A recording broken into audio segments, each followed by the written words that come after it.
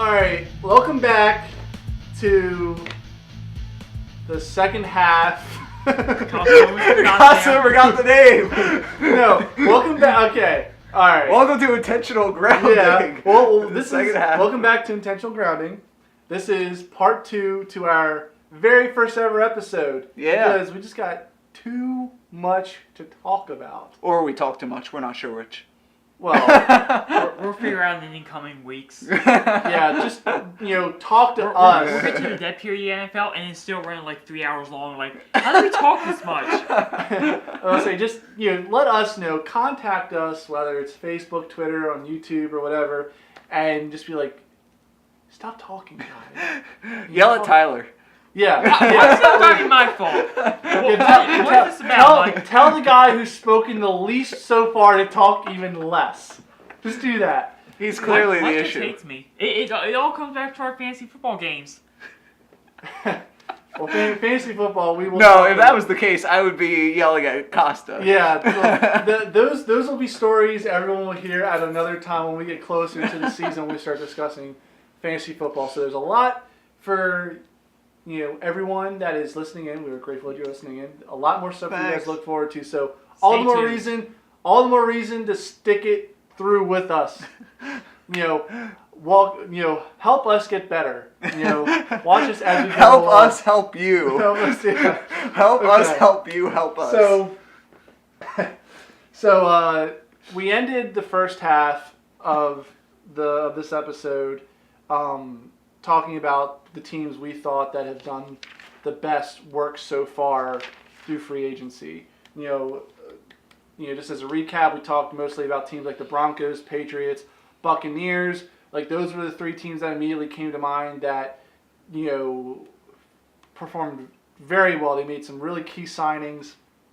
For 3 days, I forgot that there were other teams in the league besides those 3. Yeah, pretty much. And then we mentioned a bunch of other notable teams: Colts, Cardinals, Eagles, Ravens. Just to name a few. There were a lot of teams. A good number of teams made some good additions so far.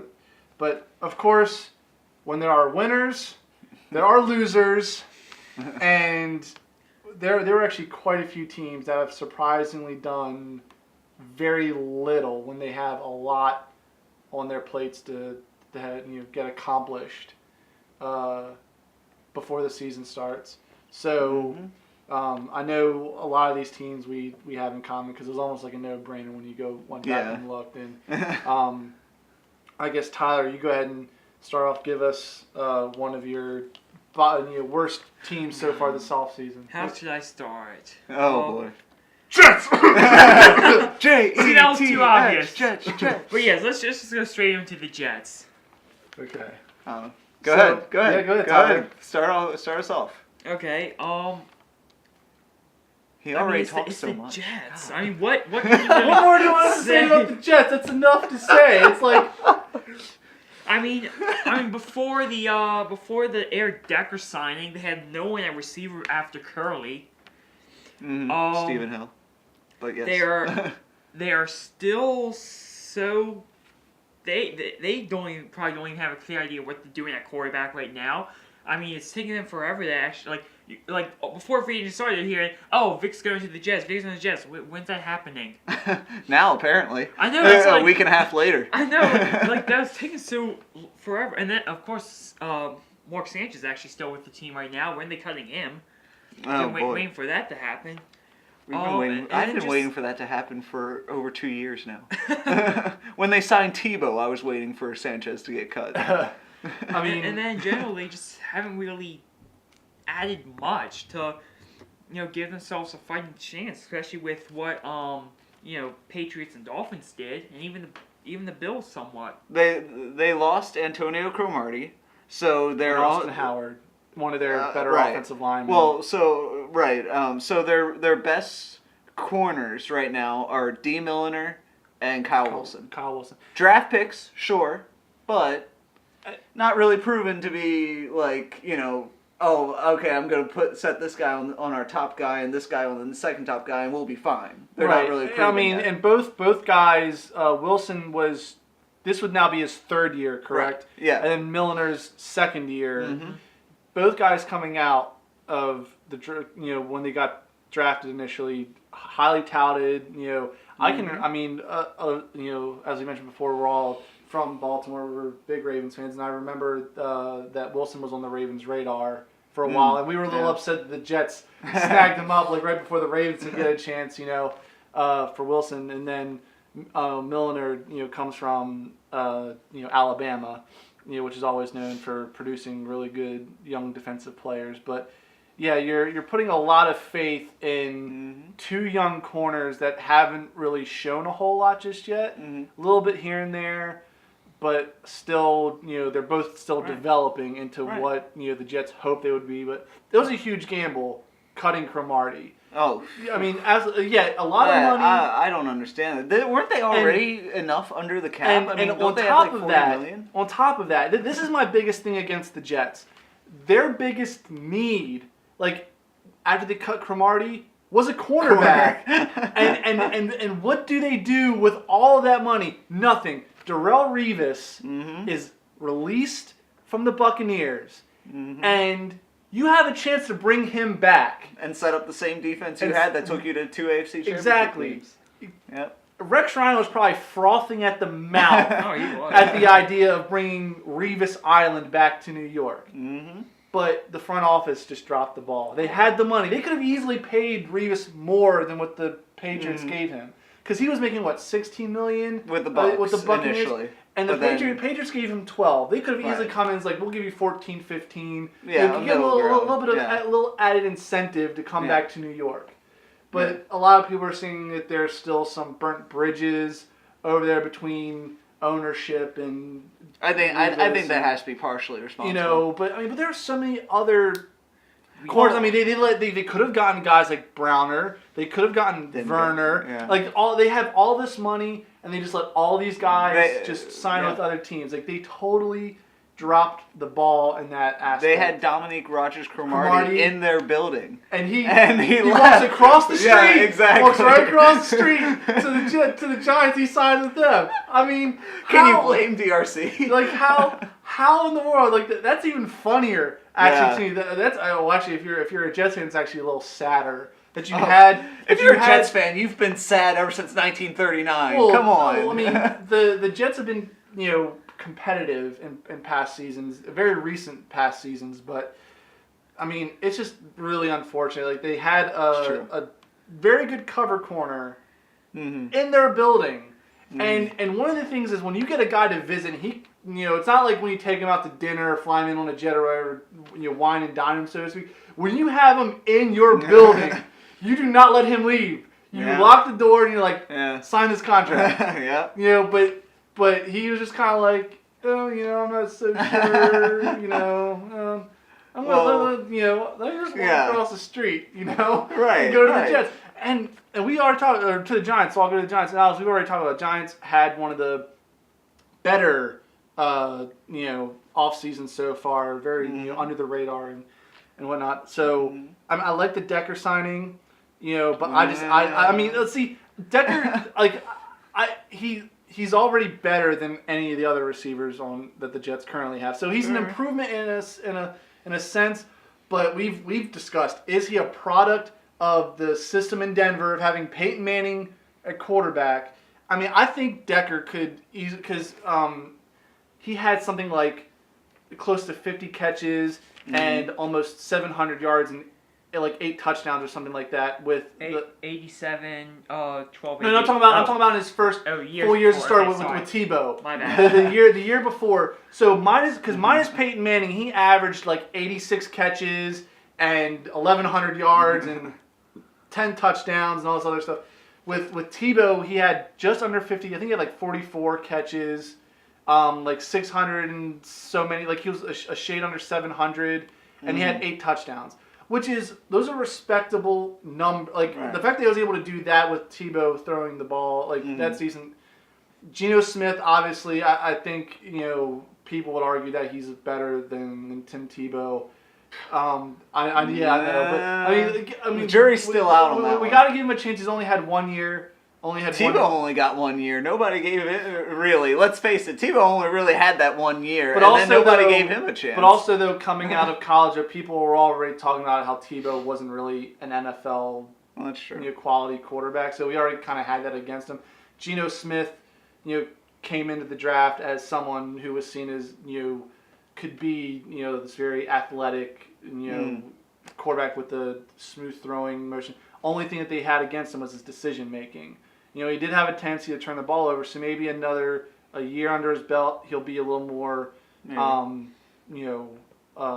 what's the word? Can't seem to think of the word. He'll be more experienced. Yeah, he'll be more experienced. He'll be more decisive. He'll take more care of the better care of the football. So I mean, maybe Decker does put up 1,000 yards and 10 touchdowns with the Jets, but the jury's still out. Well, let me throw mine out there since I actually did write Eric Decker down as one. Like mostly we've been listing teams. This was the one exception I made that the player probably actually lost more than he gained. Yes, he got a contract. Yes, he got good amount of money. Sure. He's going to be catching passes from Geno Smith. And yes, he could be. He's better than anyone on the Jets roster. Who's the second guy on their roster? Oh, Jeremy Curley. Stephen Hill. Yeah, because, they were great. What happens when they face the Patriots? Darrelle Revis completely takes Decker out of the equation. And now, again, we're just assuming that the Jets stay pat as how they are. I mean, we're not counting in, what signs that might come in. Things might change. The draft might change things, sure. But as of right now, if Darrelle Revis matches up against Decker and takes him out of the entire game, what else you got? Well, and then you also have... Well, then when Browner comes back from his... Right. Because he still has to serve a 4-game suspension, correct? Mm-hmm. So even after he comes back from 4 games, Browner... Right. He got Browner. He was Sherman's wingman. Right. In Seattle. So he's just as good... not as good as Revis, but he's still a very, very good physical corner. So, even Browner shouldn't have too much troubles with covering guys like Curley and Stephen Hill. But also, though, even if Decker's not being covered by a lockdown corner, he's still not, like, a number one playmaker. If he gets matched up against a decent physical corner, then he's probably taken out of the game. Where was he in the Broncos, in the Super Bowl? Where was he? See, and again, I think it's definitely going to be... Well, unless the Jets, which I'm almost certain the Jets are going to use one of their draft picks and get a wide receiver. Every team in the draft this year is going to get at least one wide receiver. There are so many wide receivers in this year's draft. It is absolutely insane. The Jets need offensive line. They need wide receiver. They could also probably need of course they'll need help in the secondary, but. But who knows? I mean, maybe they do get a very good rookie wide receiver who probably instantly jumps into that number 2 spot. They just need a guy that can spread the field out for them because Decker's not that guy. Right. Decker is your over the middle physical wide receiver, but he needs someone to take that pressure off of him. Right. And I don't want to cut you off, but just also one more thing. Going back to your point about Michael Vick. Mm-hmm. Michael Vick's an upgrade over Geno Smith. Okay, he right now, yes. Right. I'm saying right now he would be an upgrade for the 3 games that he would play in the season. Right. That's what concerns me. And Michael Vick will be the number 1 fantasy quarterback for those 3 games. Yeah. Right. And then he'll be gone. He'll be gone the rest of the season. He only played 1 season where he played all 16 games. I mean, it's because he can't. He doesn't protect himself. Well, right. He doesn't. Well, He's tried to be more of a pocket passer. And his first season with Philadelphia, he did a lot more pocket passing. And he played very well. Granted, I think he only played, like 12 games or something like that? I think so, yeah, because they had Cobb for the first... No, he played... He played more than 10 games in his first year with Philly. He did, but the same problem cropped up. He got injured. And even if he does manage to play like the first 10 or 11 games, his body's just going to wear out. Oh, yeah. 12 games for his first 2 years. Yeah. And then 13 in 2011, and then 10 and 7 the next 2. Okay, and then not only that, though, but when he was healthy and wasn't getting hurt, he was turning the ball over. You know, like he Yeah. was fumbling.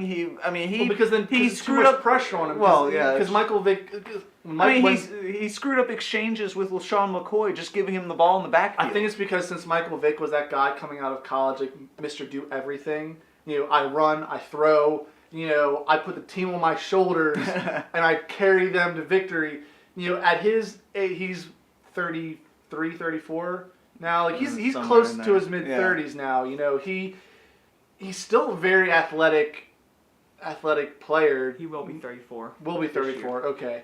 Yeah. So, you know, it's just if the Jets sign him, yeah, he'd be an upgrade over Geno Smith. Right. And who like him and Geno are you know very similar play styles. Like Geno has the ability to run. Though Geno, I will give him more credit. He throws more than he runs. He does. Yes, absolutely. So, but maybe having Vic there more as like a mentor, maybe initially letting Vic have the starting job, and then give him a chance to help Geno kind of progress and get better. Because really, if Geno Smith, you know, kind of grows into the role of that starting quarterback that the Jets desperately need, you know, because what carried them to AFC Championship games is defense and a running game. Right, yeah. Which their defense is a shell of itself now, and they're running it like they run by committee. They can't seem to stick with a single running back. You know, it's either they don't have no, they have Ivory, they have Bilal Powell. Who else am I? There's at least one other guy in there that I'm forgetting. I know there was like a third. There was a third. Yeah, I don't remember his name either. It wasn't McKnight, was it? No, he's been gone off the team for a while. He's been gone for a while. But see, running back by committee, I mean, it's a bad idea. You need two running backs. You do, yes. You need two good running backs. And see, it's funny because I look at Chris Ivory and I look at him as being a serviceable number 2. Green and Goodson are the other 2 running backs they have. Sean Green. No, not Sean Alexander Green. Alexander Green. I'm sorry. No, Sean Green's with the Titans now. And Mike Goodson. Who was formerly with the Raiders. Right. Yeah. So they did he sign? He signed just recently, right, Goodson? Because didn't he back up McFadden last year? Good question. I'm not sure. But yeah. Anyway, go ahead. But I think Ivory is a decent number 2. Yeah, I'll agree with you there. Like I said, I don't think he's number 1. And Powell also is number 2 running back for you know, he could be number 2 for most other teams. So you got 2 guys. You always want that one guy that you know for certain is the guy. Yeah. And then you need your number 2, the change of pace. Right. Now Ivory's a power guy. You know, he runs between the tackles, and Powell is, you know, kind of like running cut type. You know, but I just don't know, like because they just don't have that one guy that they can consistently go to. Oh, right, exactly. Well, right now the Jets, as it looks right now, are barely an 8-8 team. Oh, if they get to 8-8 this year, didn't the Jets get Josh Cribbs? Don't they have Cribbs? I think that they did have Cribbs last year, but I think they I think they either released him, or I think he was a free agent and somebody else. So or was it who picked up Cribbs? I'm about to find out. Yeah. Tyler to the rescue. Da, da, da. He's currently a free agent. Currently a free agent. Okay. Free agent. So I do remember him taking some plays out like the Wildcat and stuff for the Jets last year. Right. So Yeah. But just thinking of like other players that they could utilize. But yeah, so they've got some. But yeah, the Jets would be lucky to make 8-8 again, as their roster is currently constructed right now. Right. Yeah. So, he ended last season on IR. On IR. Okay. So yeah, I mean they have some work to do. You know. So. Well, to be honest, so does every team that we're about to talk about. Next up, honestly, I think this team's done an even worse of a job than the Jets have, quite frankly, because the only signing I look at, I'm like, that's even notable is a backup quarterback, the Dallas Cowboys. When I was looking over who they had currently signed, just as a look over, they signed Henry Melton to 1-year deal, defensive lineman, and then Brandon Whedon to be their backup quarterback to Tony Romo. They cut DeMarcus Ware, who has been the face of their defense for the last decade, decade. I mean, he's their all-time leader in sacks. He has one off year. One off year. That's true. Yeah. And they decide, okay, he's done. He's over the hill. cut them. Well, yeah. I mean, I understand like money's also involved in this as well, but I mean, it just seems odd to me for a team that has been trying so hard. Well, I don't know what I'm saying trying hard, but that sees themselves as being a team that is capable of winning the Super Bowl. With no evidence to prove every it. year, they're always in the mix for winning their division. It's always year. What other team can you think of every single year where analysts are like, I think they're a playoff team this year, but then they end up not. Like I feel like the Cowboys, because everyone has like that. Anyone who's a Cowboys fan has a very kind of like this platonic, like romantic relationship of with the Cowboys, because like I said, they think of a time in the past long gone by where the Cowboys were the team that everyone tried to match. Right. Yeah. They were, and rightfully so. I mean, they're an iconic football team, so they have these expectations every year of putting out a very competitive team. Mm-hmm. But they're always just average. Oh yeah, yeah. The last 3 seasons they've been 8-8. The last 3 seasons they were in it in the very last game, which was basically a playoff game for them, and for the last 3 years, that game has been against a divisional opponent. And for the last 3 years, they lost all of those games, mostly due to a bad play by the quarterback right at the end of the game. And I rest my case. Boom! Gavel! I'm agreeing with you. No, I'm totally agreeing with you. It's just so... It's a sham. It's a sham of a team. And you look at them... It's like you would think by looking at their team on paper, looking at their team on paper, you're like, yeah, this is a legitimate, like, this team could compete and win. Mm-hmm. I mean, they've got a big offensive line. Romo is, I think, better than what people give him credit for. Yeah. Because, I mean, it's not entirely his fault that the Cowboys miss out on the playoffs this year. I mean, you win as a team, you lose as a team. Right. I mean, for example, you look at the numbers he put up in the Denver game. Exactly. I mean, shootout on his part. Right. I mean, and I gotta give credit because Romo plays injured a lot. Like he's one of those few quarterbacks in the NFL that actually does kind of have to put it upon himself to do everything he possibly can to try and help the team win. And I mean, even with guys like Des Bryant and Jason Witten, DeMarco Murray. I mean, like I said, they have the pieces. Right. It's just that they just don't. It's like it's just somewhere along the line.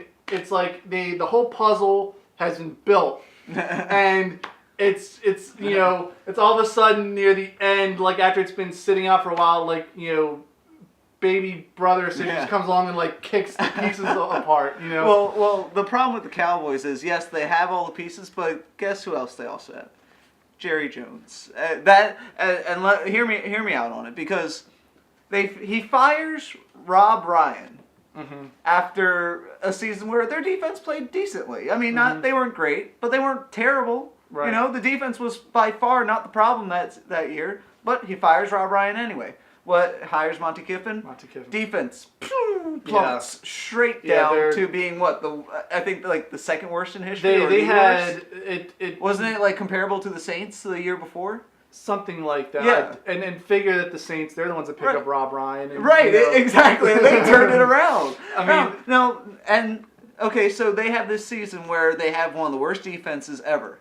Monty Kiffin is still there. And yes, Rod Martinelli is a part of the equation. Now, that's a part of the problem, is that Monty Kiffin didn't get fired after that terrible season. Put Monty Kiffin out of his misery, please. Monty Kiffin runs the Tampa 2 defense. Yeah. Like that was his thing 30 years ago. Right. And that was 30 years ago. And it's just like, but see, the reason he didn't get fired is because then Jerry Jones, if he fired Monty Kiffin, it reflects terrible on him. Then he doesn't get vindicated for firing Rob Ryan. And then they also have the issues on offense too, where now Scott Linehan, one of them is calling. Who's calling the offensive plays? I'm confused. I think it's Garrett. But why is there any confusion at all? Why is it Garrett or Callahan or Linehan? Why isn't it just one of them? Why? Please tell me why it's not just one of them. And yes, losing to Marcus Ware, how did your defense get better? You know how you were saying one mark of free agency is that you made your team better? How did you make your defense better, which was the problem last year? Yeah. How did you make your defense better? You lost Ware and Hatcher. They added Henry Melton, but that's just not enough. But compared to DeMarcus, you shipped off DeMarcus Ware to get Henry Melton? I mean, yay! I think it's another one of those things where, because it's a complicated thing over with Dallas. Like anybody that pays attention to football on a daily basis knows that it's a very different situation when you have an owner that doubles as the general manager. Because not only is he the man that's spending the money, but he's the one that's deciding how the money is going to be spent. Mm-hmm. So granted, other teams, owners, even though they might not also fill the role of general manager, like they will kind of give like a final say in some cases. But I think Jerry Jones, is one of those guys where he's kind of like Cowboys fans, where he is still living in the 1990s, where it's kind of like he was able to help build a team that won 3 Super Bowls. Mm-hmm. And he figures that he can do it again, but the game has changed a lot. Very much. And Jerry Jones is a very smart guy. Yeah. He's a very knowledgeable when it comes to football, but for whatever reason, the players that he brings in just in the end don't come together like they should. Yeah, I mean, it's the same thing about what happened with Al Davis for the prior decade. Like he was still the same. He was same with the team when the Raiders had their great years, and then all about speed. That guy ran. He ran a 4.3. Sign him up. Give him a jersey. I swear to God, it's true. I mean, granted, because that was the philosophy. Like, way. Going many decades back, early NFL, I mean, speed was huge because guys were a lot. They weren't as fast. They were just big, strong, physical, intimidating. But if you had 1 or 2 guys that could run circles around other people, then you had a difference maker. But now every team has speed guys. Yeah. And even now, though, I mean, it was fine. I can't remember if I was watching ESPN or NFL Network, but someone was talking about one of the corners at the combine that ran a sub 4.3 40, and someone just made the offhand comments like, he's probably on the Raiders' radar, kind of thing. So I mean, it's just like one of those things where these teams have to break out of these old philosophies that they've lived by for several years. And it's hard to do, but at the same time, they need people in the coaching staff in the front office that are different-minded, that are willing to mix things up to try and change things. You need someone to bounce out ideas off of. And again, like you're saying, he's trying to build that Super Bowl team again, but I keep saying he's too involved. And yes, I know he's the owner and GM and president and everything else, but he's too involved. He makes everything too personal. He won't fire Monty Kiffin because it'll reflect bad on him because he fired Rob Ryan the year before. I think it's also a case where he's good friends with Monty Kiffin as well, so there's like this whole personal relationship as well. Right, exactly. But instead of firing Monty Kiffin, all he does is bring Rod Martinelli in because that's going to change a whole lot. And then, and like I said, with the offense, why does he have 3 different people who I don't know which one is calling plays? Right. Like that's his problem. It'll be they're gonna.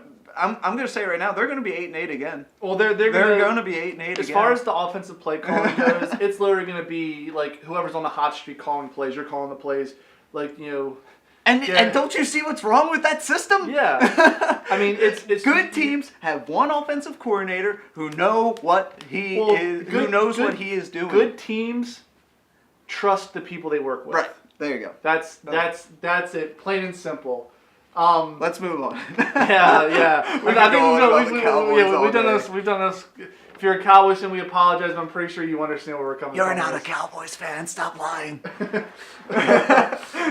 Please continue listening. We're going to rant about some other teams, so you can enjoy that part. All right. How about you, Mike? What's another one you got? Another one I have is, let's see, I mentioned Jets and Decker. And again, we're just operating off what's happening right now. Panthers. Oh my God. The Panthers, I don't know what, if I mentioned to you guys before, if I'm Cam Newton and I'm watching Free Agent Friends on NFL Network, I'm just sitting there and thinking, did anybody forget that I'm quarterbacking this team and that I kind of need a receiver? I mean, he lost all of his weapons. Steve Smith, gone. Now on the Ravens. Ted Ginn, gone. Cardinals. Brandon LaFell, gone. Patriots. Yeah, who's he throwing to? They just signed Jericho Cotchery to replace Steve Smith, Brandon LaFell, and Ted who did I just mention? Ted Ginn. All you did was bring in a third-rate receiver from Pittsburgh. Cotchery in Pittsburgh, he was mostly a red zone guy. Yeah. Like he was right, but he's not like a guy that you can. He's not going to spread the field. Right, and if I'm a Panthers fan, it's not like, oh well, they lost all this. Oh, but we got Cotchery. Oh, thank God. They also signed Cam Newton has somebody. And Taekwon Underwood. Oh, is that? Taekwon Underwood. Well, I didn't. You know what? No offense to Taekwon Underwood. Yeah, yes, I'm sorry. In case Taekwon is listening, which maybe this who is knows. not meant to insult. This is insult I didn't. anybody, I saw the signing, but I didn't put him on my list because he's like the number 3 or number 4 running back on their depth chart as it stands right now. So the impact he'll have on their offense isn't probably gonna be huge. But they also signed Roman Harper, but also don't forget who else they lost. Not only did they lose their 3 starting wide receivers, they also lost Captain Munnerlyn and Mike Mitchell, 2 of their best players in the secondary. Mm-hmm. I mean. And that was the strength of their defense. You are the Carolina Panthers. The defense. You surprised the world by turning an early bad start and winning a very tough NFC South. Yeah. I mean, that has typically been a division. Like everyone thought coming into the season, it was going to be a fight between the Falcons and the Saints for that division, and the Panthers just rise up and take it. And they were a legitimate contender. Everyone, I can even remember, some people were like, the Panthers, other than the Seahawks, had a shot at going. Granted, we all know that they didn't, but it's one of those things where, you outperformed what everyone thought. And you've got a really good young football team with some veteran guys like Steve Smith to help kind of keep everyone grounded and help them mature and progress. And they all just go. Yep. You let all of them go. and granted, Cam Newton has shown that he runs very well, but he's a far better thrower than he is a runner. And he's developed into a great throwing quarterback. Yes. And now he has no one to throw to. Yep. And unfortunately, because Cam can run, that at the same time means that they should be able to have a strong running game, but the issue is they don't have a healthy running. I mean, Mike Tolbert retired, correct? As it did, or was it? Or no, he just wasn't re-signed. They released him. Wait, or am I getting him mixed up with someone else? You might be getting him confused with McLean from San Diego. No, not McLean. He's still with the team. Mike Tolbert's still with the team. Oh, then why am I thinking? Who am I thinking? Oh, you know what? Was it someone on the Falcons that retired? Running back on the Falcons that retired. Was it Not Steven Jackson? No, not Steven Jackson or Jacquizz Rodgers. It's the Jacquizz Rodgers has retired. From the NFL. It's a guy that's very similar to Tolbert. I don't know why I got them mixed up. I typed in NFL retired running back. Let me try 2014. The only one that came up was obviously Mendenhall. Yeah, no. But there was someone on the. Who's the other running back other than Rodgers and Jackson? Retired for the Falcons. Falcons, yeah. Snelling. Snelling, thank you. Snelling. JC Snelling. Retired? Yeah. See, wow. I am completely off my. This is like the 3rd time I've been wrong about something. Because Tolbert and Snelling are both big physical runners, and they both happen to play in the same division. So, But anyway, hiring new host for intentional. Yeah. Now hiring. Please submit your application. Speaking of retiring, I'll be retiring from this role. It was nice to know you, Costa. Yeah. We had a great time with you. Hope you enjoyed it. We enjoyed you. But we're going in a different direction. Yeah. Well, that's not really retiring. That's firing. Yeah. Yeah, just let me. Just let me down slowly. Don't. Anyway, but they have Tolbert, Jonathan Stewart, D'Angelo Williams, and we were talking about this earlier before we started the segment. Like when was the last time that D'Angelo Williams and Jonathan Stewart were both healthy at the same time, and they were both like. Can't think of it. Right. I mean, well, even if they were, I think they were late last year, but they weren't really that productive. I mean, D'Angelo Williams had a number of good games, but at the same time, though, Camden had people he could throw to. Right. Exactly. So I mean, do the Panthers allow all these guys to leave strictly? Again, we go back to them. All the guys that are coming in through the draft this year. Is everyone just so utterly confident? With all the talent that people see in these with these incoming rookie receivers, that they are like, okay, well, we'll let him go. We'll just draft somebody. I mean, I hope they're not putting all their faith in that. See, because that's such a dangerous. Like, how many rookie wide receivers produce their first season? Not many. And all the time, I can remember hearing this years ago. I think it might have been Ron Jaworski had said this.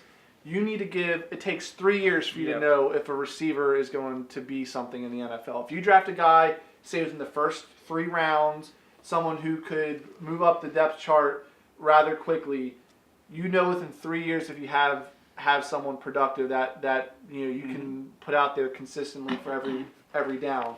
And I mean, in recent years, AJ Green, Julio Jones are just a few of them, but other than them, they really had It's a process with rookie receivers. Yeah. And granted, I have raved before off of this about how much I really like Sammy Watkins. He'll be a top 5 pick more than likely because also quarterback's a very deep position. So we'll see I'm very interested to see how the first 10 picks unfold in this draft because there are a lot of teams. The top 10 that need quarterbacks, and a lot of teams top 10 that need wide receivers and offensive line help and whatnot. So do they decide? Oh, which one do we take first? Do we take a quarterback first? Or do we take a wide receiver first? But it's just a huge gamble. And unless is there any other notable receivers that are left out there that the Panthers could?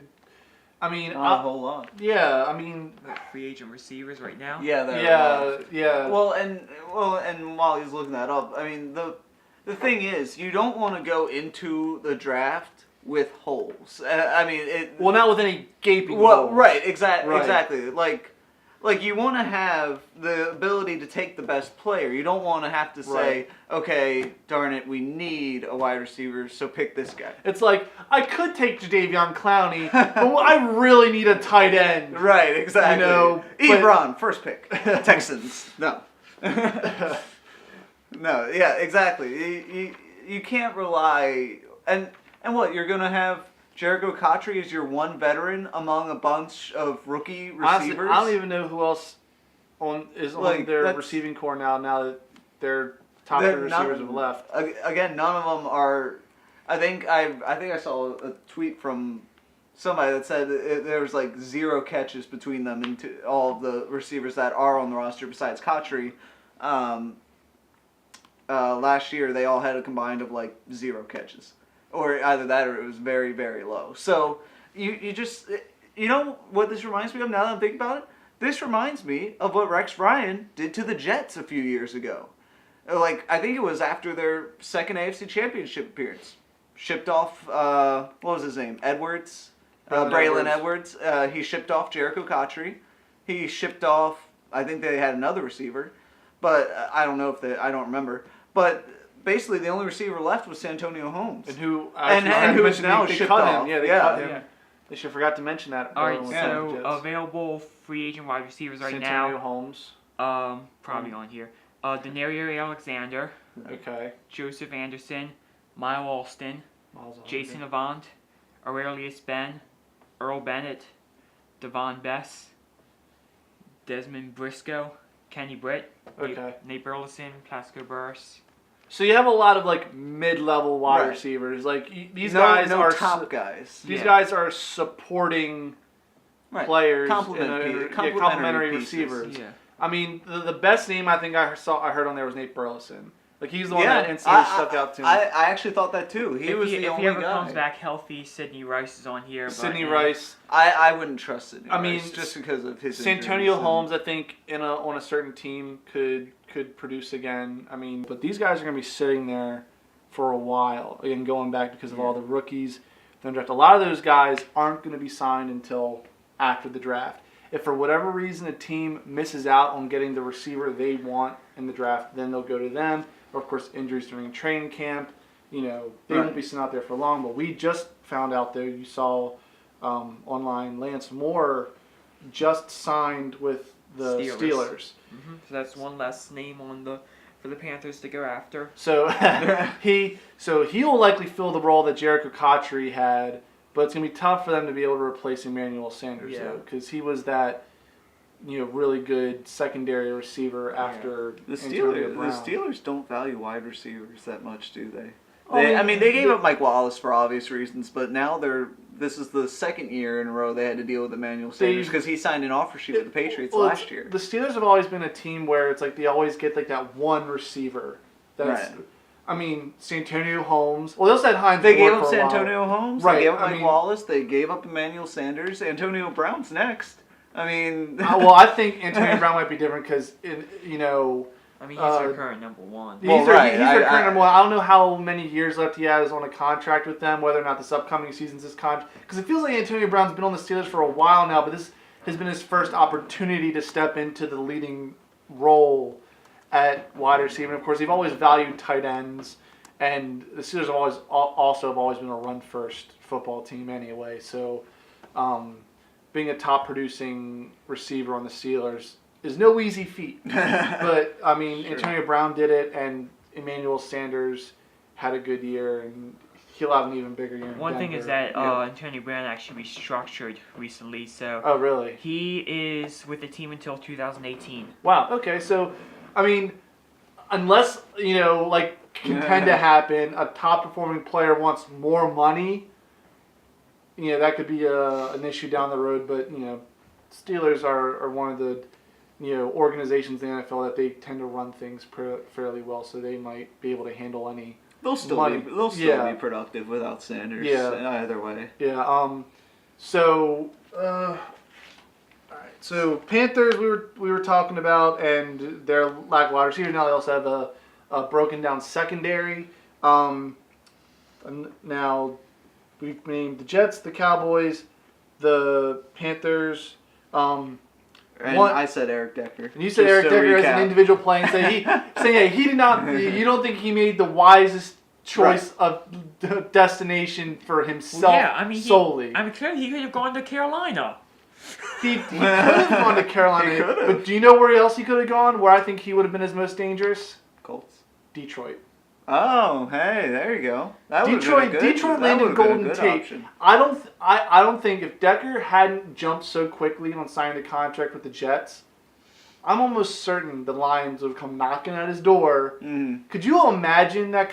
I mean, That would be good. Decker performed very well with playing across from Demaryius Thomas when you have a great quarterback. I mean, granted, Matt Stafford's no Peyton Manning, but No, he's but he's a good still, quarterback. He's still a good He'll quarterback. definitely put up the yards. Right, he'll definitely put up the yards. And I mean, imagine there's no way they can double cover Decker as well as Calvin Johnson. They can't even double cover Calvin Johnson half the time. They have to triple cover Megatron. The Bengals triple covered him, and he still caught a touchdown pass over him. So Decker probably would have put up huge numbers in Detroit. I was actually quite surprised that was not his landing spot. I think it might have just been a case where maybe the Lions didn't act quickly enough, and the teams that did make early offers to Decker, the Jets probably just gave him the most lucrative of all the teams. Maybe they also told him that he would be their number one guy, and if he went to Detroit, But- he obviously would not be the number one guy. But honestly, though, like. Oh, I don't know.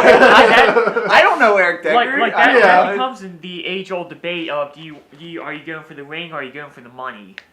I mean, like that's a long. Like the odds of, debate. I mean, you have a slightly better chance of winning a Super Bowl in Detroit, like right now, but Detroit's still Detroit, I think, is like the team that is on the verge of being really good. Yeah. Like they have the chances of being like the Seattle Seahawks. They're a young football team. They got a lot of really great players on both sides of the football.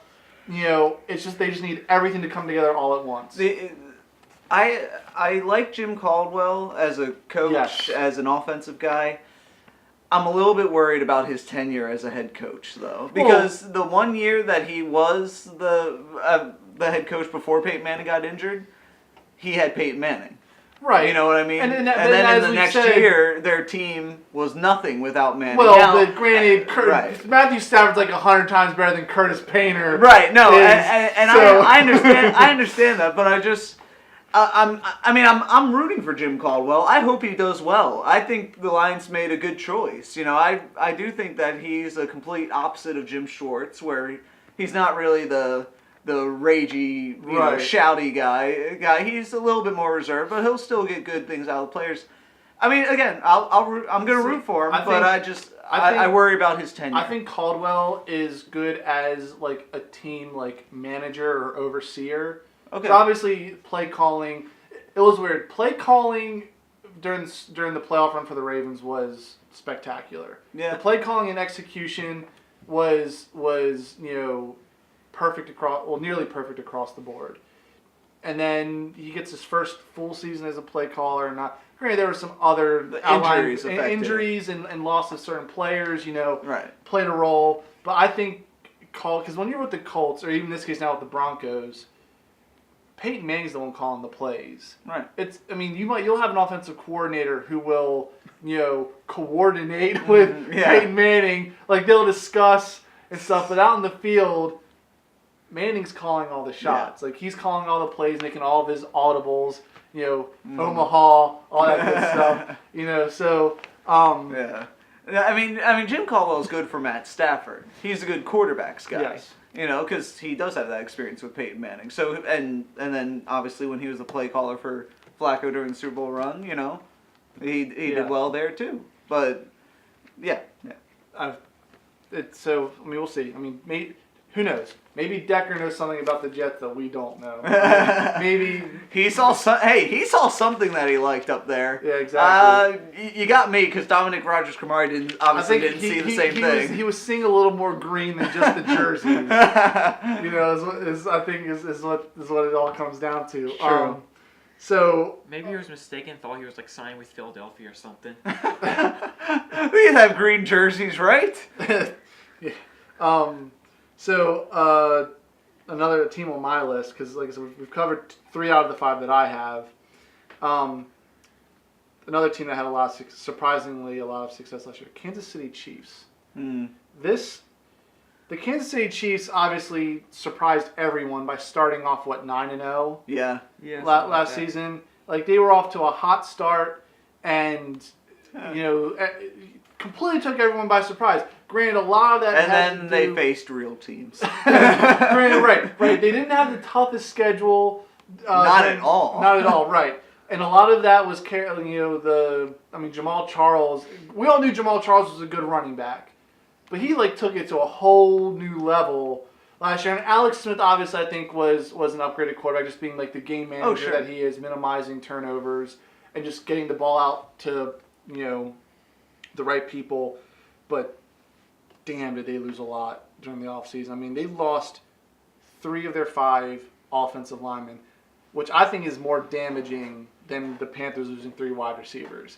You lose Brandon Albert at tackle. You lose your other tackle, Jeff Schwartz. Yeah. And then you lose one of your offensive guards, John Asamoah.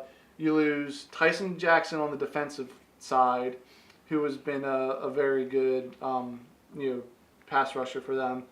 And then Dexter McCluster, who is always that X factor on their offense outside of Jamal Charles. Mm-hmm. Because really after Jamal Charles, I mean, they didn't have a whole lot on their offense. McCluster, they beat the Raiders the second time because they threw 5 screen passes Passes to to Jamal Charles. Charles that all went to Right. freaking end zone. Again, I lost to my sister guys that like week in fantasy. guys like Dwayne Bowe and stuff have been very productive in the past, but McCluster was always that one guy where once he was out on the field, you had to keep an eye on him. Like we said earlier, like with Darren Sproles, you know, and so losing him hurt. So, and their one signing was Vance Walker, defensive tackle.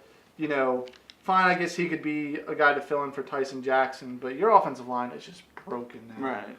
I mean, for a team that relied so heavily on Jamal Charles, and you take away 3 of his blockers, you know, I mean, I don't know how deep they are on their offensive line. Didn't one of their offensive linemen go on IR, the rookie, last year?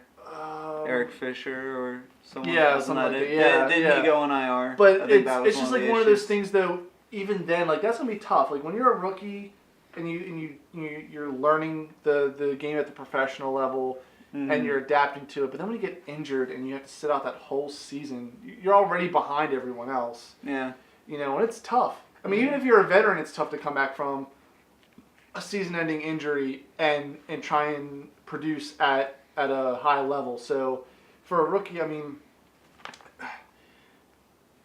the Chiefs had. I mean, I guess this is the downside of having an 11-5 season and surprising everybody like that. I mean, trying to now there's almost like I don't see how they can keep up with the Broncos now because the Broncos only got better. Right. Like after being on both sides. Right. After being arguably the best team up until the Super Bowl, being the best team in the NFL. Yeah. You know, last season, and obviously best offense at least. Right. And you know, obviously seeing the problems that they had, why they couldn't finish out the season with the Super Bowl win, they got better. And the Chiefs just lost so much. I just don't know how they're able to sit idly and just let all these guys walk out the door. And that's really worrying. And I mean, how much cap space do the Chiefs have, Tyler? I mean, it's just like mind-boggling. Right. How teams like the Chiefs and Panthers, like I said, both teams played well. Chiefs are at 28. They only have $4 million to spend. Oh, okay. So they're strapped for money on the salary cap. Like they could afford to probably make one more like signing of a guy. And that of course doesn't even include the money that they set aside for the rookie draft for the rookie class. Right. About $2 million or so. 2 to 3 years. Right. Yeah. So it's one of those things where, I mean, it's tough. Like this is the downside of having well, let's say it's surprising success or like unexpected success. Because if the Chiefs had gone even 500, which even at that, like if someone came in at the beginning of last season and said the Chiefs would go 8-8, some people would be like, I guess, like there would be people that would have expected them to go like maybe 6-10, 7-9 because of the Andy Reid factor, right? Like that change at head coach, and now, you know, they go 11-5, surprise everyone. Now no one's gonna be surprised at all. And you know, they're gonna regress. Like I can't imagine them. I would have a hard time seeing them going 10-6 next year. It's just I just don't know how you can have so many changes, especially on the offensive line, and expect to get the same results as last season. So honestly, I agree. Also they're going to have a much tougher schedule since. Because last year, because they were were they number 1 overall seed or was it number 2? Yeah, they were the number 1 pick. So they got the easier schedule because they played played teams like like the Browns and like Jacksonville, like the weaker teams. Now they're gonna have to deal with instead the Ravens the Steelers. Sorry. And the Titans from the South. Yeah. And see, that's what's really worrying too. I'm agreeing with you because just like what you said, they had an easy schedule last year. They only beat I think a total of 2 teams that had a 500 record or better, and that one of those teams was the Eagles when they still had Mike Vick as the quarterback. And pretty much every team they had faced that year all had backup QBs as their quarterbacks. Yeah, you just want to take a listen at their opponents this year. Which okay, so besides obviously Broncos, Raiders, Chargers, they have to play the Patriots, Jets, Titans, Rams, Seahawks, Bills, Dolphins, Steelers, Cardinals, 49ers. Yeah, that schedule is much tougher than what they face. So well, what I was getting to with my point was the minute they faced a team that actually had a competitive quarterback, they got torn up. Mm-hmm. They got torn up. I mean, maybe they played pretty decent against Manning the first time, but they still lost. But then the second time, they got torn up. Phillip Rivers tore them up. He won the game for the Chargers on a last-minute touchdown pass in the corner of the end zone, and that was a high-scoring are we talking back about and the forth game track. Where the Chargers didn't even want to win that for the longest time? No, that wasn't. No, that was the first game. But yes. Then they had that. Then they lost to the. Well, the Chiefs weren't trying that day though. They already had their. Yeah, but neither were the Chargers. No, the Chargers were trying because they had to win to get in. Well, yeah, but they didn't look like they were trying. Right. But and then look what happened against the Colts and Andrew Luck. They had a freaking 28-point lead and they lost it. And how do you lose a 20? How does any defense? And everybody was saying, "Oh, this defense is legit. Look at who they got. This defense is legit." When did they look legit? Tell me when. Against a backup QB? Yes, they did. Against a real QB? They were pretenders. Obviously, just based on that, I mean, just saying, we're not necessarily saying that this will mean bad things for the Chiefs this upcoming season. No. But my only point was that I just got tired of everybody just immediately ascending the Chiefs to being one of the best teams in the league last year. Right. And then once they faced good competition and started losing, still everybody tried to defend them. But I think though it's clear they're gonna have a lot to overcome this upcoming season. Yes. So there gonna be some changes in the AFC West. I mean, granted, I think we can fairly say that the Broncos will finish at the top, but how the next other three teams are arranged. I do think the Chargers still have a chance to be the number 2 in that division just because of the Raiders and the Chiefs. You mentioned the Chargers; they're on my list of teams that did not do well. Because who did they lose? They didn't lose a whole lot. Okay, but they had a good nucleus. Can you look what's their salary cap number so I can kind of get a. Yeah, because here's the thing: the Chargers. When you're a team that even worse, they're at 30. They only have about 4 million left. Okay, so they're about right where the Chiefs are roughly as far as salary cap space goes. But worse than the Chiefs. Yeah, worse than the Chiefs. Actually, a whole million less. Like the Chiefs are actually 4.7. Chargers are 3.7. Oh, gotcha. Okay, so the Chargers, they had some very fortunate events fall in place for them to make the playoffs last year. That's true. 9-7, but they made the playoffs though. They stayed competitive, and they got in. And obviously, I mean, Phillip Rivers kind of resurrected himself last season, and he became his old self. Fewer interceptions, commanding the offense, and their one signing is Donald Brown. Yeah, that's puzzling to me. Like I said, we've discussed this already off the record. But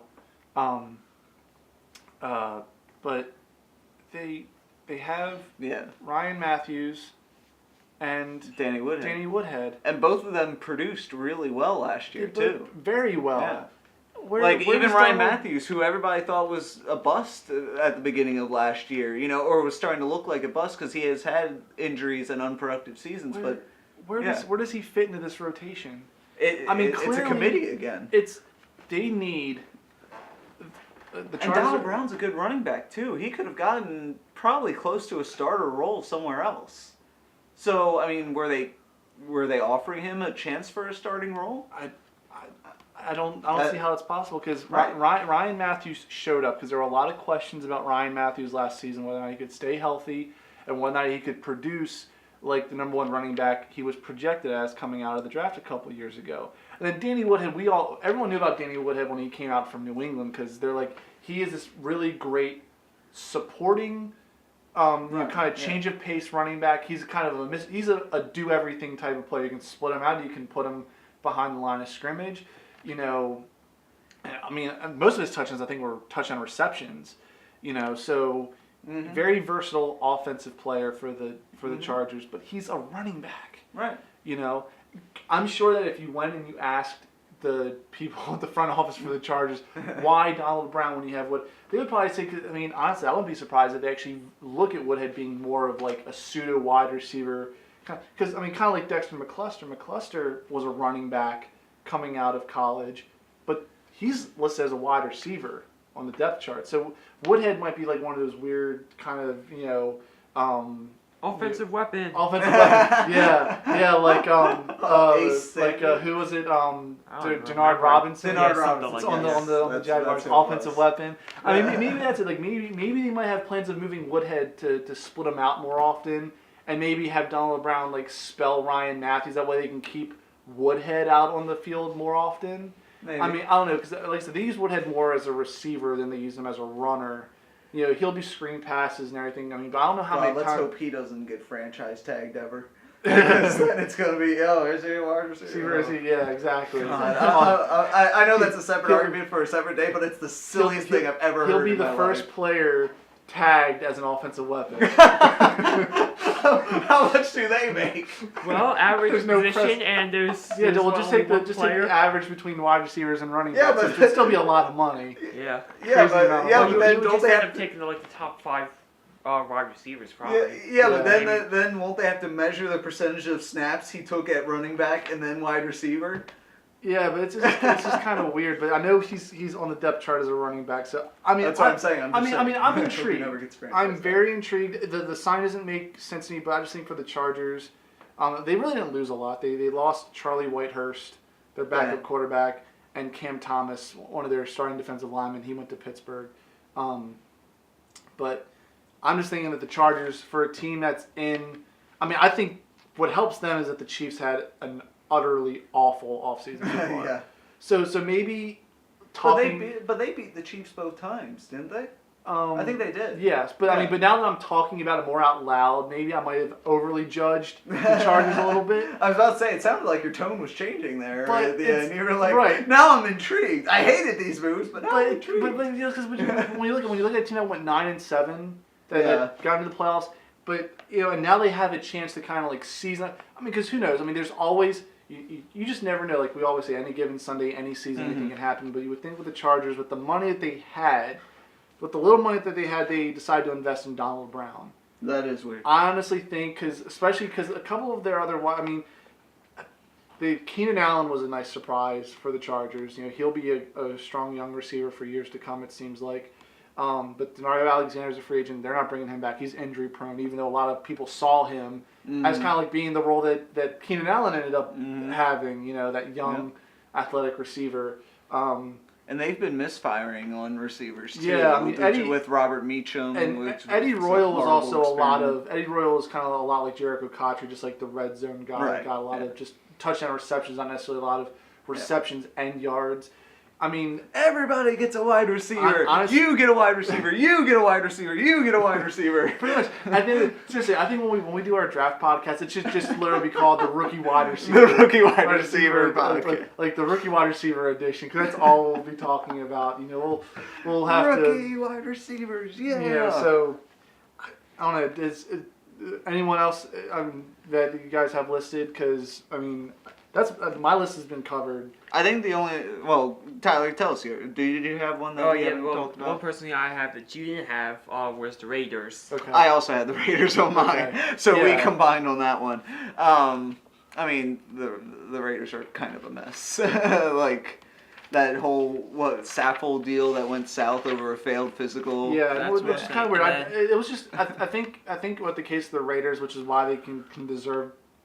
You know, to be put on, like, even though they've spent a lot of money, like I said, they've signed a lot of guys, but I guess they just spent the money on the wrong people, I guess you could say, based on their needs. They had, you said it, you said to start off, they had over close to $60 million million in cap in space, cap and space, they They're could have re-signed all their free agents, and they didn't.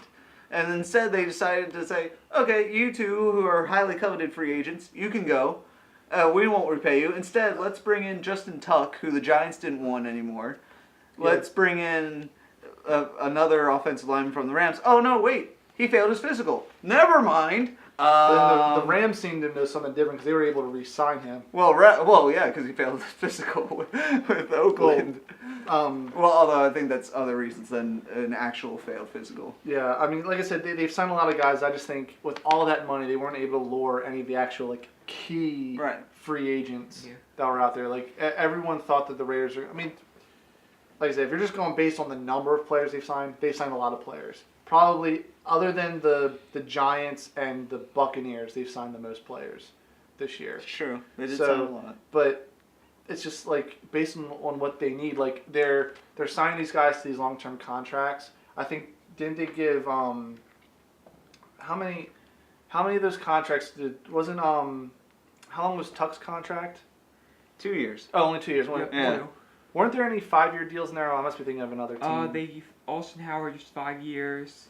Okay. Well, he's a young offensive lineman.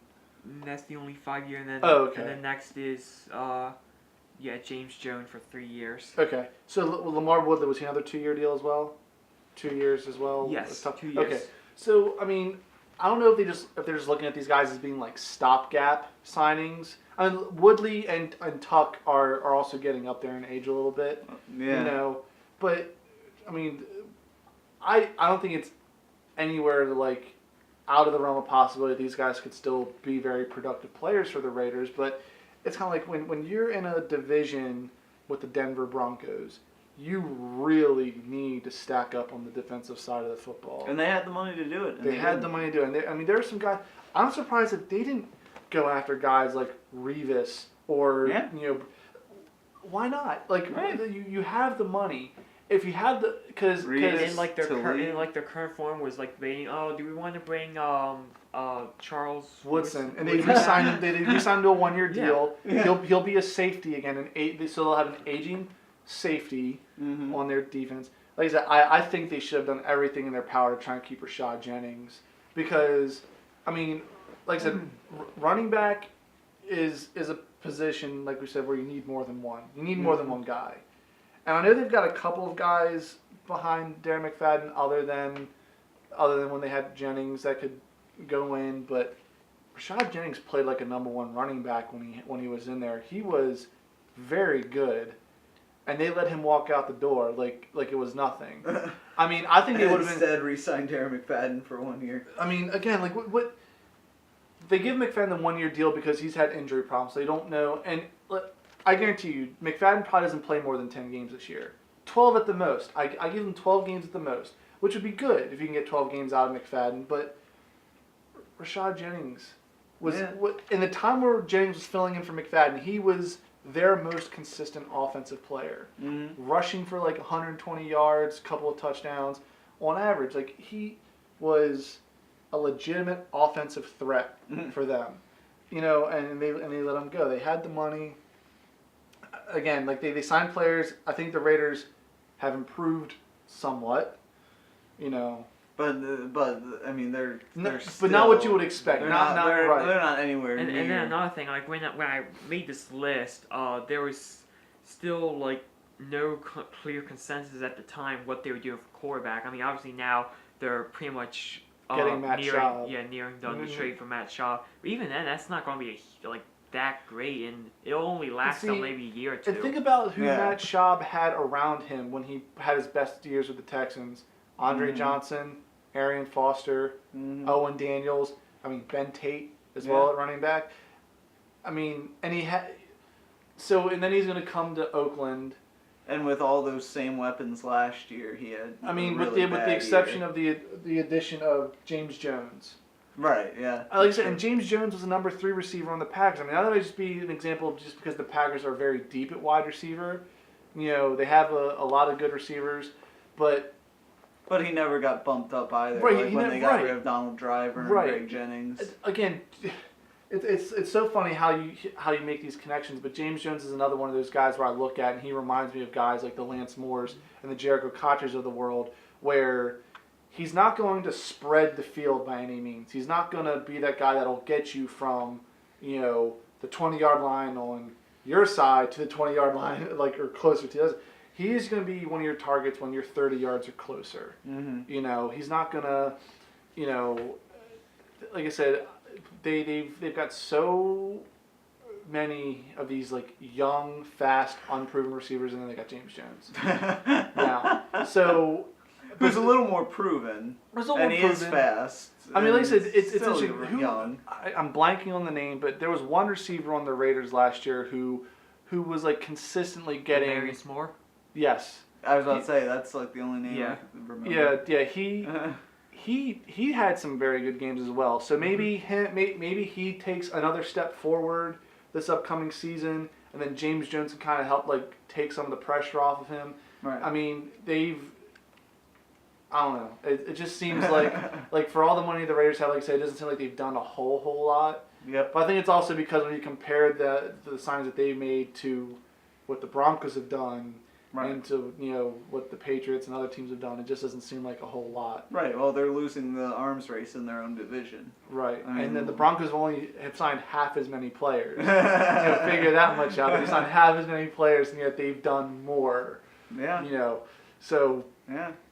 Bigger names. It'll be interesting. I mean, we do still have the draft to go through, and that's not that the winners of free agency are very rarely actual winners. Right. But there is still value in free agency. So and that's again, I think that's what the Broncos did. I don't think they won free agency. I think they found good value players. Well, they saw the holes in their team and they addressed them. Right. There you and go. Now, and like you pointed out earlier, teams that can go into the draft saying we'll just take the best player available are the teams that are in the best position. Yeah, exactly.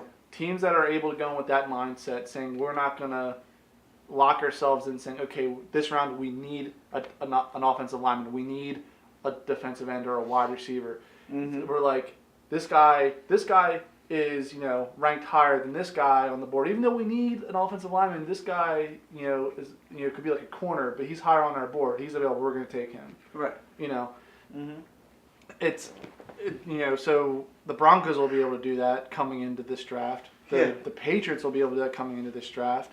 Other teams. I wonder if the Broncos are going to go into the draft thinking about the future post Peyton Manning, because they have a lot of set up for right now. Well, they still have. They have Osweiler, who's young. They could always work on developing him. But Osweiler is one of those guys where it's going to be because Ryan Mallett's on the trading block right now in New England because, you figure Tom Brady's going to play at least another few years. Tom Brady says he wants to play well into his 40s if he's able to. So God knows how much longer he's going to play. So you're not just going to sit on, because everyone was talking about Ryan Mallett being one of those young potential big guy, strong arm, who would be the heir to the throne. But obviously Brady's going to be around a lot longer than people originally thought. Yeah. Everyone's thinking, oh, Brady's got maybe 2 years left. No, he's I'll play another 4 or 5 years. So if the chagrin of Jets fans and Dolphins fans everywhere. So if you're the Patriots and you realize you can get something in return for Ryan Mallett, like a mid-round pick, you trade him. Right. Because other teams realized that scouted Mallett when he got drafted. They realized that he's got some potential there. So.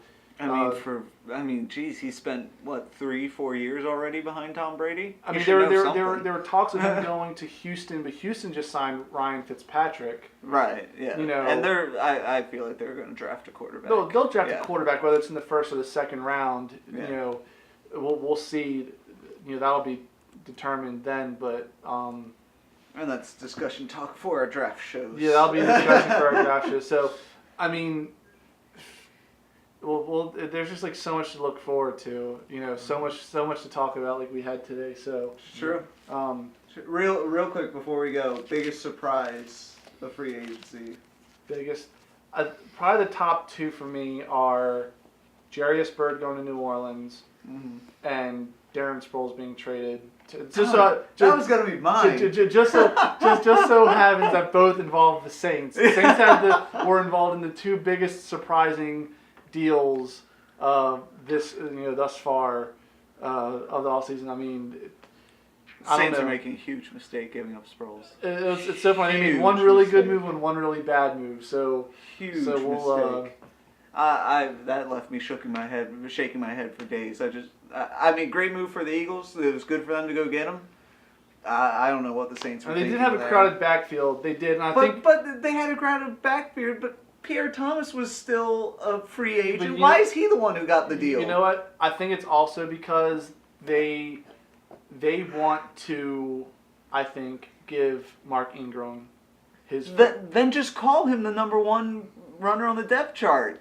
Yeah, give him his chance. He's had his chance. He's been on the team 3 freaking years. Yeah, but they've had such a crowded backfield. They've had their trio, and at one point they even had Chris Ivory. So they had at one point they had 4, good running backs, so they could interchange at a given time. And I think they might have just been getting tired of juggling. But out of all of them, you're gonna send away the most productive one of them.